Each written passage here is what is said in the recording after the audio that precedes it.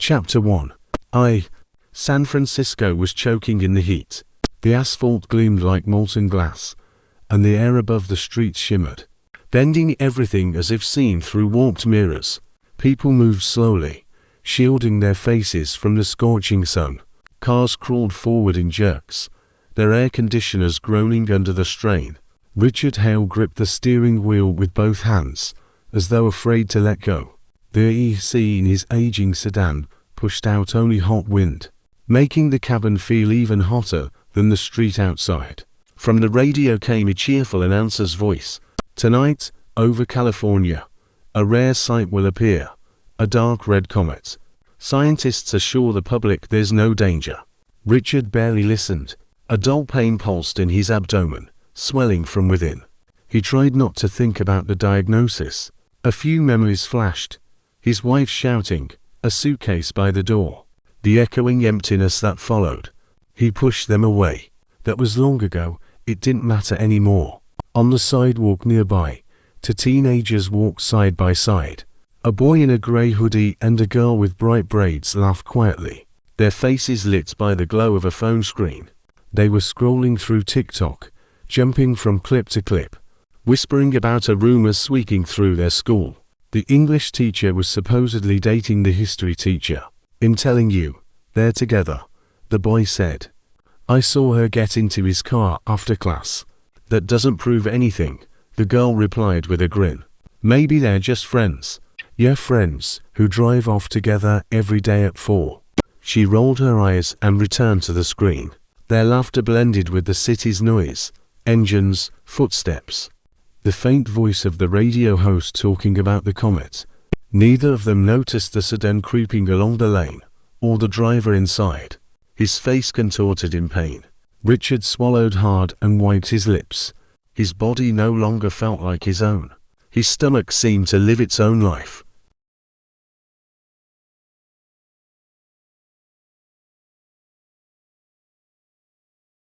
Part 2. At first, it felt like an ordinary cramp, a sharp stab under the ribs, like a knife driven straight into his liver.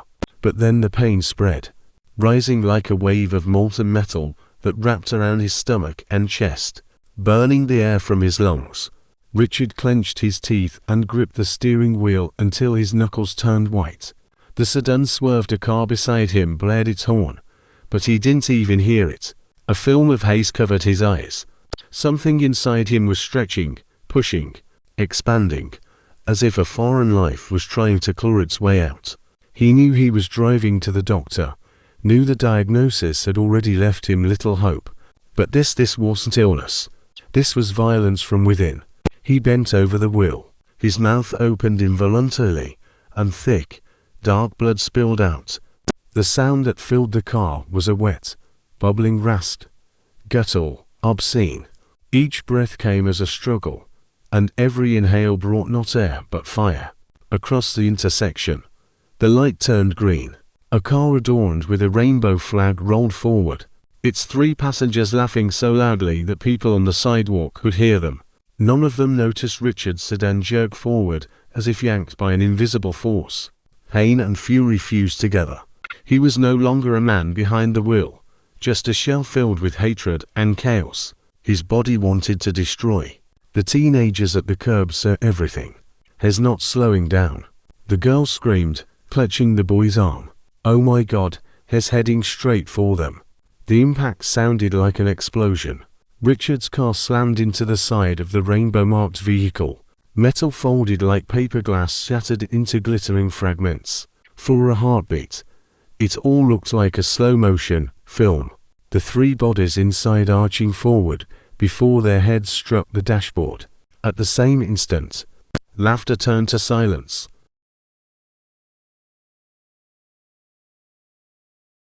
People screamed. Some pulled out their phones, others recoiled, shielding their faces. The teenagers stood frozen, their phone screens still glowing with TikTok videos. But their fingers refused to move.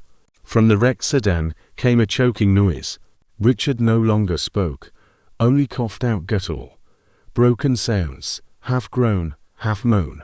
His chest heaved unevenly. His abdomen bulged so hard that the fabric of his shirt stretched to tearing. Any moment now, his skin looked ready to split open. He struck his forehead against the steering wheel, as if trying to anchor himself to reality. For an instant, his gaze lifted toward the crowd, and in those eyes, there is nothing human left. Only pain and rage. "My God, is he exploding?" someone whispered. Blood dripped down his chin, mingling with ragged, breathless laughter. It didn't sound like a dying man's cry. It sounded like something inside him was laughing. The crowd staggered back, and the teenagers, unable to look away, realized they weren't witnessing an accident. They were witnessing the beginning of something else entirely. Part 3. Sirens cut through the air faster than anyone on the scene expected. Someone had called 911 seconds after the crash. People gathered along the sidewalk, some filming, others shielding their children's eyes. The stench of burnt gasoline and blood hung thick in the evening air. The teenagers still hadn't moved. The girl pressed her hand to her mouth, trembling. The boy had gone pale, but his gaze stayed fixed on the wreck. When the first police officer arrived, he expected the usual aftermath. Bodies, blood, maybe the cries of survivors. But Richard's sedan wasn't behaving like a normal wreck. The engine had died, yet the entire frame shuddered as if something inside was convulsing, fighting to get out. "Sir, stay where you are," the officer shouted, approaching the driver's side door. But Richard couldn't obey. He was slumped over the wheel, eyes bloodshot, mouth open, thick clots spilling down his chin and onto his lap. His stomach was grotesquely swollen. The fabric of his shirt stretched so tight it looked ready to tear. Each breath came as a violent, rasping cough that rattled the windows like a trapped vibration. "Holy Mother of God," the officer whispered.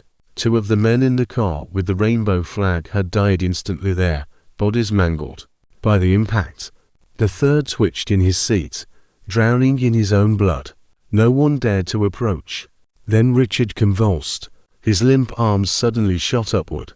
His back arched against the seat, and a sound erupted from his throat, a guttural roar so raw that the entire crowd recoiled. It wasn't the cry of a man. It was the sound of an animal being carved alive. The teenagers screamed. The girl dropped her phone, its screen shattering against the asphalt. Everything froze. No one knew whether to help or to run. But one thing was certain: whatever was happening inside that car was not a simple accident.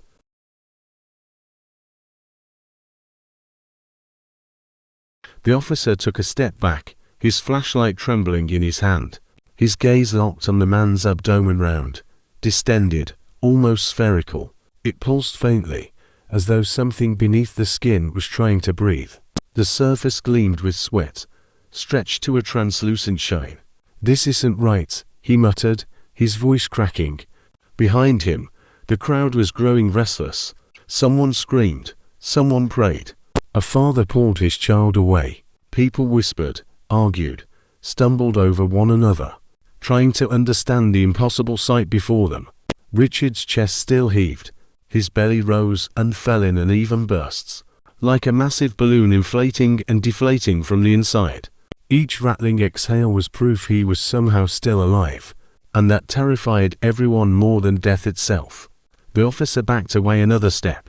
The body in the driver's seat no longer looked human. It was bloated, alien, obscene. The skin trembled with the faintest inner motion, as if something inside was pushing outward, searching for a way to escape. Behind the police line, panic was spreading like wildfire. People shouted at one another, some trying to flee, others frozen in fascination. The flashing red and blue lights only deepened the nightmare glow, painting faces in colors of fear. A woman in her 40s clutched her phone to her ear, hands trembling. "Maggie, Maggie, are you crying? What's happening?" came a voice from the other end. "You don't understand," she sobbed, staring at the sedan. "It's a crash, but it's not a crash. Dear God." His stomach hits like a balloon, like his being filled with air from the inside. "It's not normal, I swear."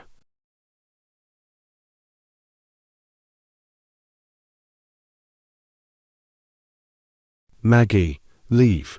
Leave right now. I can't. Her voice broke into a whisper. I can't look away. She was sobbing, one trembling hand pressed against her lips, but she couldn't bring herself to lower the phone. The teenagers stood nearby. The boy, pale as chalk, whispered, "He's gonna explode, isn't he?" The girl shook her head, though her eyes carried the same silent terror. The police officer spoke into his radio, his voice unsteady, fighting to sound professional, requesting immediate medical response. This is not a standard traffic collision. I repeat, situation is abnormal." The crowd recoiled again when Richard released another choking gasp. His chest convulsed, and his stomach swelled even further. The skin stretched tight and slick with sweat. No one knew what they were waiting for: a rupture, a scream, or something far worse. But every person there understood one thing: what they were witnessing didn't belong to the world they knew. The woman still clutched her phone. The voice on the other end begged her to leave, but she only whispered, "You should see this, it's unreal." The sirens grew louder, first a distant wail, then an overwhelming roar that tore through the street, drowning the cries of the crowd. Red and blue lights spun across the building facades, flashing over the hot pavement like liquid color. A fire engine and an ambulance arrived almost simultaneously. The gathered onlookers stumbled back, clearing a path. It felt, for a brief moment, like salvation had arrived. Two firefighters rushed forward, hydraulic spreaders in hand, ready to pry open the twisted doors. One of them caught a glimpse of the driver and froze. What the hell?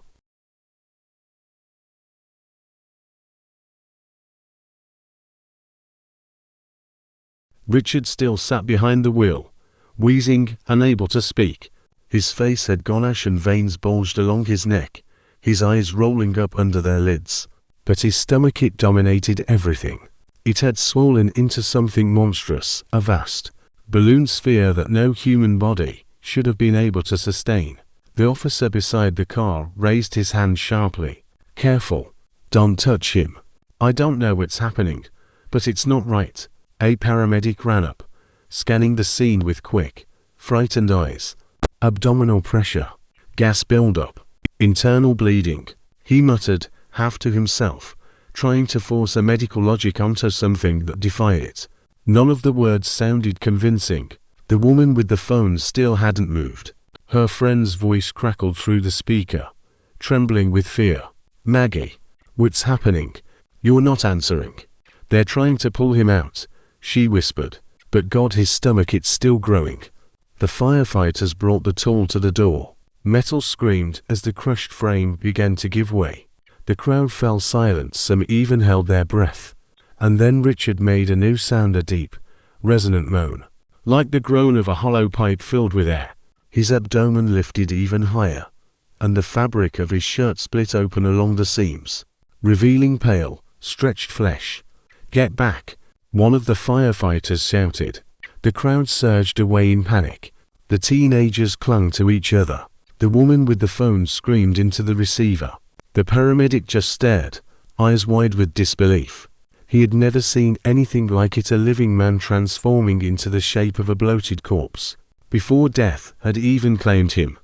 And he couldn't begin to understand why. The air itself seemed to tighten, as if the whole street was holding its breath, waiting to see what would happen next. Part for the evening heat of San Francisco had finally begun to fade. But inside the hospital's emergency ward hung a heavy, suffocating silence. Orderlies pushed a gurney down the corridor. The body of a man sprawled motionless beneath a thin white sheet, the victim of the car crash on Lombard. A few nurses froze, their faces pale, hands covering their mouths. "Oh God," one of them whispered. "What even happened to him?" Richard looked as though something had inflated him from the inside. His stomach bulged grotesquely outward, the skin was distended, almost translucent, as if ready to burst. Even for those used to death and trauma, the sight was unbearable. The attending physician, a tall man with grey at his temples, ran a brisk examination.